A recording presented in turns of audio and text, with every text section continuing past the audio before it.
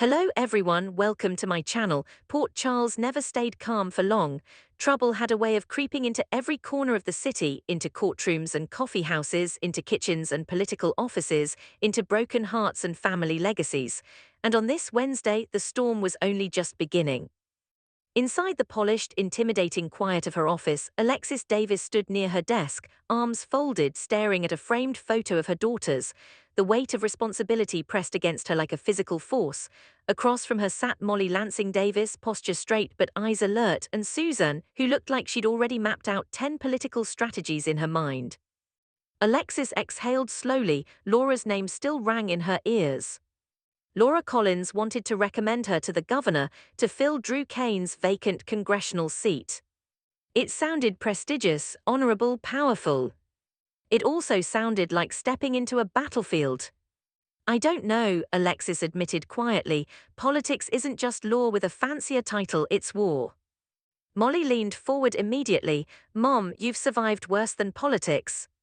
Susan nodded firmly. You have the integrity Drew lacked at the end. Port Charles trusts you.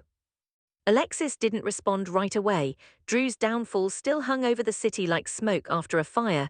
His shooting, the whispers, the scandal, and now his empty seat in Congress waiting for someone brave or foolish enough to claim it.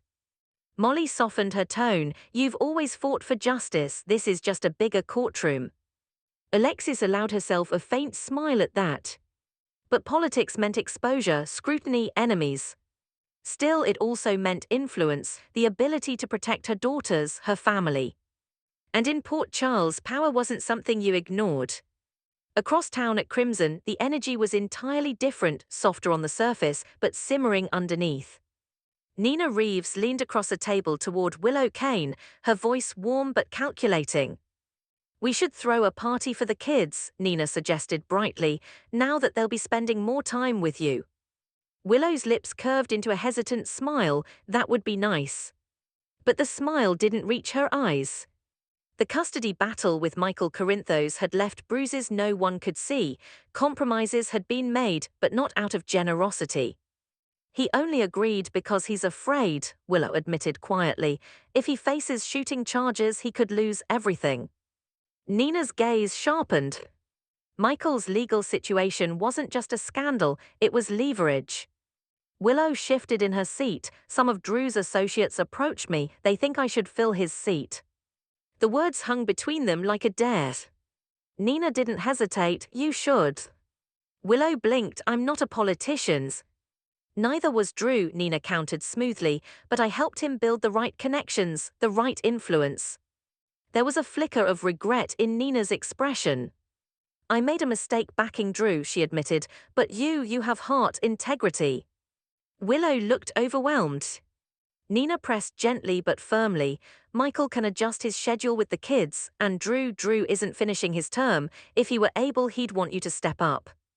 A pause. And maybe, Nina added carefully, it's time to consider placing Drew in a facility where he can get proper care. Willow's breath caught slightly at that. It felt like betrayal but also reality. Outside, the city moved as usual, but inside Willow's heart, everything was shifting. Meanwhile, at the Quartermain mansion, drama took on a more personal flavor. In the kitchen, Christina Corinthos Davis placed a manuscript on the counter in front of Cody Bell. You need to finish it, Christina insisted. Cody folded his arms. I told you I'll wait until it's published. Christina shook her head. Molly turned down the book deal because she didn't want to hurt you. That caught his attention. Is she what? Christina nodded. The character based on you grows, he becomes layered, strong, worth believing in. Cody's jaw tightened. He didn't like seeing himself through someone else's lens, especially not in fiction. You don't get to hide from this, Christina added gently. If Molly believes you're the hero, maybe it's time you believe it too. Cody stared at the manuscript like it might explode. Port Charles had a way of forcing people to face themselves. And he wasn't sure he was ready. Across town at the mayor's office, another emotional storm brewed. Lulu Spencer paced restlessly in front of Laura's desk. I just don't think a real friend would kiss Nathan while Maxie was gone, Lulu argued. Laura sighed softly, maternal patience in her expression. Things are complicated, she said carefully, for Nathan too. Lulu's eyes flashed. Maxie deserves her happy ending. She paused. And Spinelli will step aside, he has to. Laura didn't look convinced. Love in Port Charles was never that simple. At Maxie Jones' apartment, party decorations littered the couch as Brooklyn Quartermain burst through the door with energy to spare. But inside, Damien Spinelli looked anything but celebratory. She's going to choose Nathan, he muttered. Brooklyn stopped mid-step. You don't know that. She loved him first. And she chose you after he was gone, Brooklyn shot back. You don't get to decide for her. Spinelli's shoulders straightened slightly. Hope flickered. If there's even a chance, he murmured. Brooklyn grinned. Then you fight. Something shifted inside Spinelli. Determination replaced doubt. He was going to sweep Maxie off her feet. At the police station, however, romance was the last thing on anyone's mind.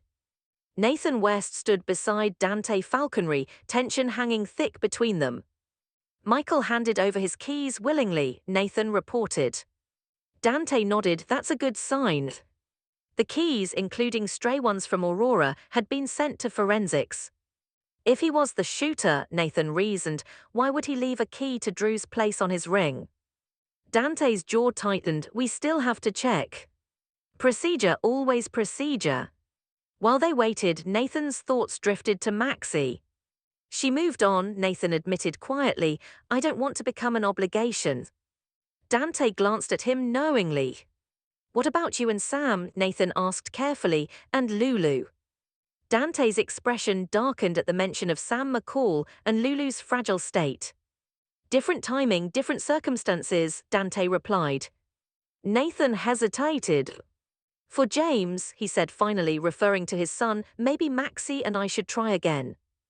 Dante met his gaze squarely. Then do it because you want it, not just for your son. The phone rang. Dante answered. And everything changed. His face drained of color as he listened. There was a key to Drew's house on Michael's keyring. Dante lowered the phone slowly. Nathan, he said carefully, voice tight, there's a key to Drew's place on Michael's ring. Nathan's stomach dropped. Dante's eyes hardened. If that's true, then my brother lied. And in Port Charles, lies never stayed buried for long. Part 2. The air inside the police station felt heavier after the call, like oxygen had been replaced with suspicion. Nathan stared at Dante. Are we sure? Forensics confirmed it, Dante replied grimly. The key matches Drew's house. Michael had claimed he didn't have access, that he wasn't anywhere near the property. Now that story was unraveling. Nathan ran a hand through his hair. Maybe there's an explanation. Dante wanted to believe that. Michael was his brother. But he was also a suspect. And Dante had sworn to uphold the law even when it hurt. Across town, Michael remained unaware that the ground was shifting beneath him. He stood alone, replaying every decision he'd made since the shooting, every conversation, every compromise with Willow. Had he underestimated something? Had someone set him up? Or had he made a mistake he couldn't undo? At Crimson, Nina's political dreams for Willow were already taking shape. You could reshape Drew's legacy, Nina urged. Willow looked torn. What if I'm not strong enough? Nina leaned closer. You are, and the city needs someone who isn't corrupted. Willow's mind drifted to Michael, to custody fears, to whispered accusations. If Michael went down, the kids would need stability. Maybe this was how she protected them. At the Quartermains, Cody finally picked up Molly's manuscript. He turned the first page slowly. As he read, his hardened expression softened. The character inspired by him wasn't perfect. He was flawed, defensive, guarded. But redeemable.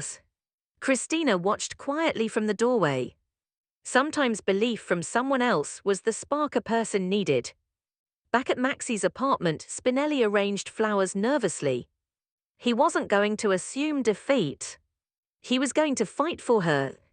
Because love deserved courage. And Maxie deserved choice. At the mayor's office, Lulu stared out the window, imagining the life Maxie could have. A fairy tale ending. But Port Charles didn't deal in fairy tales. It dealt in consequences. At the police station, Dante made the call he'd been dreading. He requested a warrant review. If Michael had lied about access to Drew's house, obstruction charges could follow in addition to possible shooting charges. Nathan watched him carefully. "You okay?" Nathan asked quietly. Dante's jaw clenched. "I'm a cop." But he was also a brother. And those two roles were about to collide violently. When Dante finally stepped outside for air, he looked at the city skyline. Port Charles glittered innocently in the fading light. It had no idea what was coming. Inside, Nathan stared at the evidence file. Michael Corinthos. Suspect. Liar. Or scapegoat. The truth would surface soon enough. But one thing was certain. Michael was in deeper legal trouble than ever before. And this time, family loyalty might not be enough to save him.